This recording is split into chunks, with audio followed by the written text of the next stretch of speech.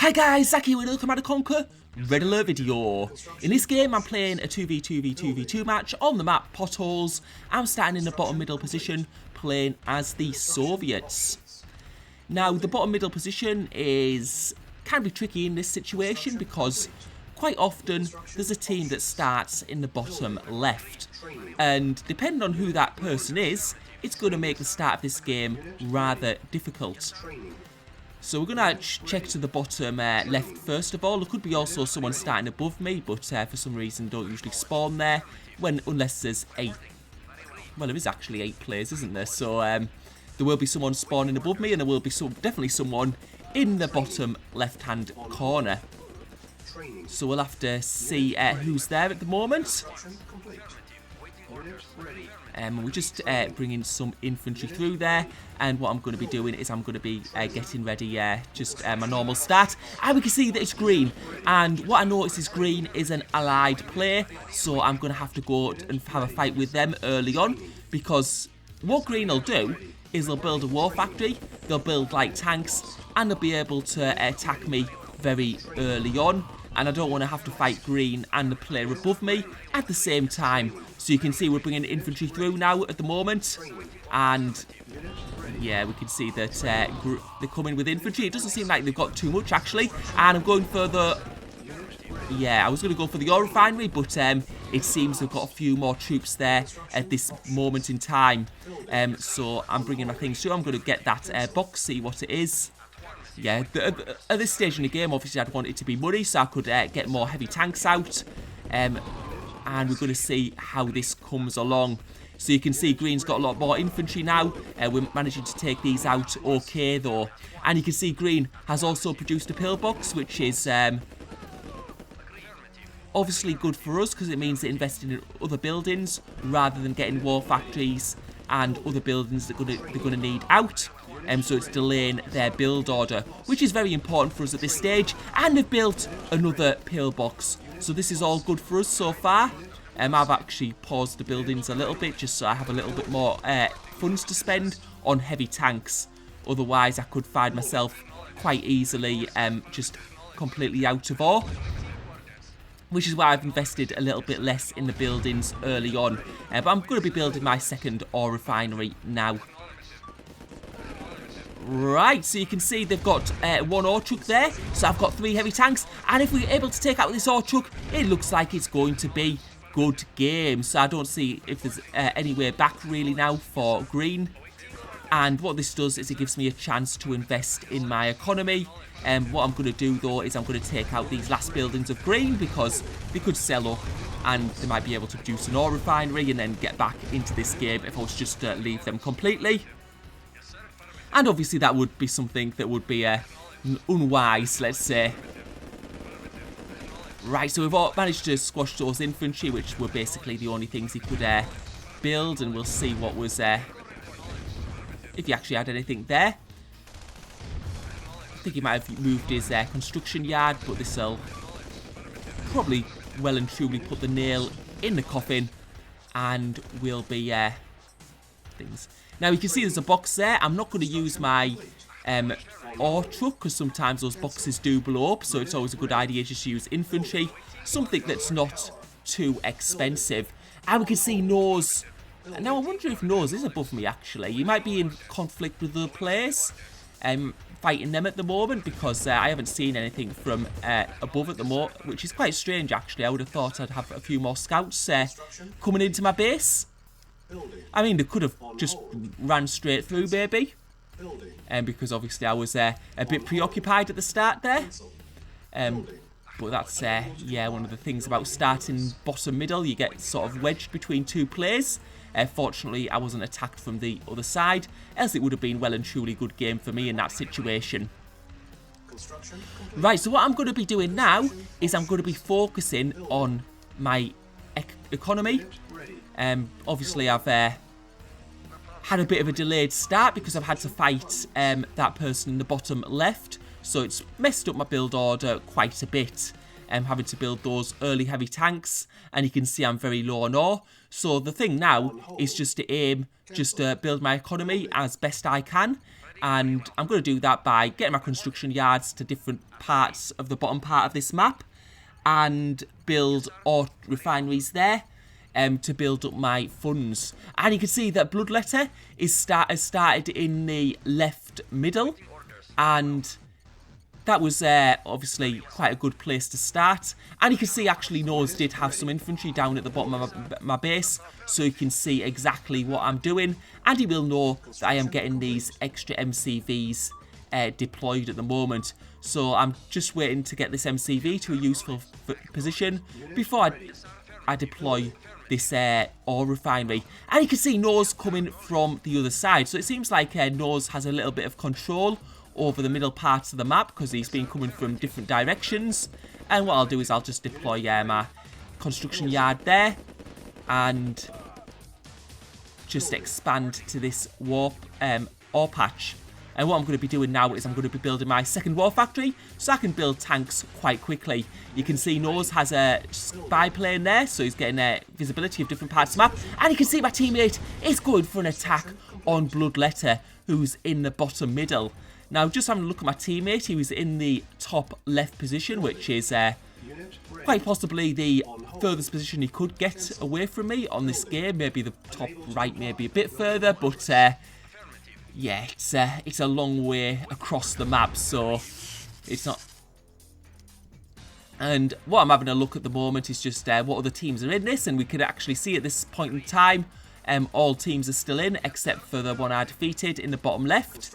Because quite often what you get into, like, these teams of 2 matches, is that some teams are unreluctant to attack others because it weakens their team, and then it might be susceptible to attacks from other teams. It's a bit like a free-for-all, I guess, just, yeah. But it's like a 4-way with 2 people on each team. Construction complete. Yeah, and I'm just keeping an eye on Bloodletter because obviously he's preoccupied at the top of the map, so hopefully my MCV is going to be relatively safe down here. I do think he will have scouted this region, and as long as I don't try and expand up into that ore patch where he's at, I think I should be okay in that position. And now I'm just going to get a bit of visibility above me, and yeah, it's quite strange. It's actually, I don't actually see a team here, although there must have been a team that started there. Maybe someone moved an MCV at the start. That could be quite possible.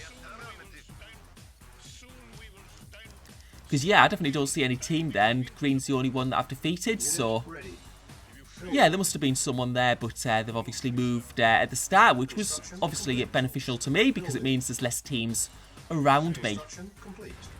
Now, I could possibly expand up into there, but I don't want to push my luck because then I'll be sort of like in the middle of everyone. At the moment, I'm on the bottom of the map, so I'm quite away from other players. I know Bloodletter's on my left side. I think Nose is probably on my right or middle. But yeah, if you put yourself too far in the middle, then you're going to be getting attacked by multiple opponents. What I am going to do though is I'm going to expand across the bottom to this ore patch in the bottom right, so you can see just there above me. And that's another ore patch I can utilise. And it's just going to help me get onto those 3 war factories. Unit ready. Which should always be your aim on whatever map you are. Usually get into that odd or only maps, you can get into that 3rd war factory once your economy gets built up enough. Insufficient funds. Although you can see I'm running through ore pretty quickly at the moment. What I'm going to do is I'm going to build some large power plants because I'm going to want to put some Tesla around just to defend these openings. Because the more you expand, the more places you can get attacked from. And just putting some Tesla at these small gaps makes people less likely to try and barge the way through. Especially if depending on what tanks they are using. Unable to comply. Building in progress. Yes, sir. Construction complete. Unit ready. And what we're looking at the moment is that another team have been taken out of the game, and that's Bloodletter's teammate. So it means that now that Bloodletter is a team of 1.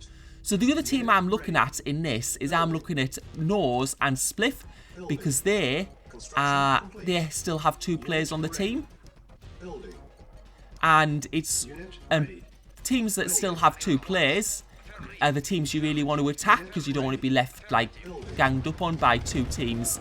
And you can see that's Nose, and you can see Nose looks like he's in a bit of trouble at the moment. And let's see what's going on here. You can see Bloodletter pushing out to the right, and I have a feeling he might be against Nose's team here.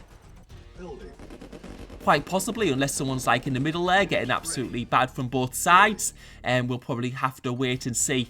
But what I'm going to do is I'm going to bring some tanks into that region quite soon.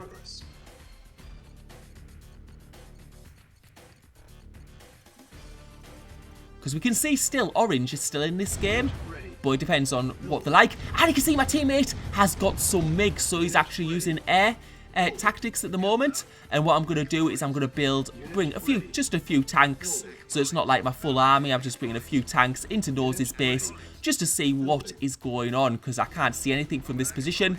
And you can see my teammate is using MiGs to take out Bloodletter's base, which is quite brave considering how many tanks Bloodletter has. But if Nose is going to get wiped out here, we'll be able to provide a bit of support to my teammate. And we'll have a look, and you can see it's not looking good for Nose at the moment. And you can see Bloodletter's definitely there. And I think Nose is going to be out of this game. I think he's most certainly out. And what I'm going to be doing is I'm going to be doing a full-scale assault on Bloodletter at the moment. While he fights with Nose, because Nose is out of the game anyway now. And you can see, because my tanks are very close to Bloodletter, my tanks are going to get there much more quickly. And I think my teammate is starting to mobilise as well in the top, so he's going to be able to do an attack from top of Bloodletter's base. And if we take out Bloodletter, we'll just have Orange and Red Spliff left. Yeah, and you can see Bloodletter's getting his tanks back, but it's too late. And I've got my tanks bunched together, so as his tanks trickle in, I'll be able to take them out one at a time. And you can see all my teammate there giving us air support and also bringing some tanks down. And you can see that Orange has been knocked out of the game, so now it's just my team, Bloodletter, who's going to be out quite soon, I think. And then there's Spliff, who looks to be in the top right position. Now, if I was Spliff at the moment, what I'd be doing is I would be doing an attack across the top onto my teammate. Probably a bit too late now, because we're still a team of 2. And if he could take out my teammate, then it would have just been a 1v1 at the end. But you can see how beneficial it is just to get that clean space at the start. Because I was able to take out the team right next to me. I was able to just get a bit of space, and that was allowed me to expand and just build a huge army using that multiple MCVs. And you can see there's Spliff coming down. I think he's got a base just above this point here. You can see I've already put an MCV down here. I'm going to put an ore refinery down. I'm going to take my tanks through because I don't want him to exactly destroy that construction yard. And I know I'm wasting tanks a little bit in this position, but I've got so many tanks, it doesn't really matter at this point. And you can see that Spliff, considering he's confined to this top right position, he won't have had enough map to obviously build up a substantial army. And that's one of the big things about this map. It's controlling as much as you can, or any map for that matter. The more ore patches you control, the more you can expand and the bigger your army can get. And that's how I've built up so much in this game. It was just by getting that map control. And that just shows, I think in free-for-all matches, quite often it's always a good thing to get rid of the players close to you at the start, because it just gives you that map control. You can do things like go multiple MCV, really build up, and then get a really strong army which sort of like is unbeatable, I guess, throughout to other teams who've been confined to smaller spaces. And you can see now Spliff bringing out his army, but it's just not going to be enough, and I think we're going to be able to take him out no problem. We'll have to look, because there's a small gap there. He'll probably have Tesla coils guarding it, so we'll but it depends how many he has. We'll probably be able to get through. We can see at least one Tesla coil there, and if it's only one, so we're going to be able to sort of get through this no problem. Tesla coils do have low HP, so you can see it'll be taken out quite quickly. And yeah, we're just overriding his base. We can see my teammates coming from the left, and there's absolutely no way. He's got nothing left. You can see he did build a service depot because he did go for the extra MCV, but he just didn't have enough control of the map to make full use of having that increased building speed. And you can see my teammate still using those planes to take out the opponent's buildings. And you can see he's selling up.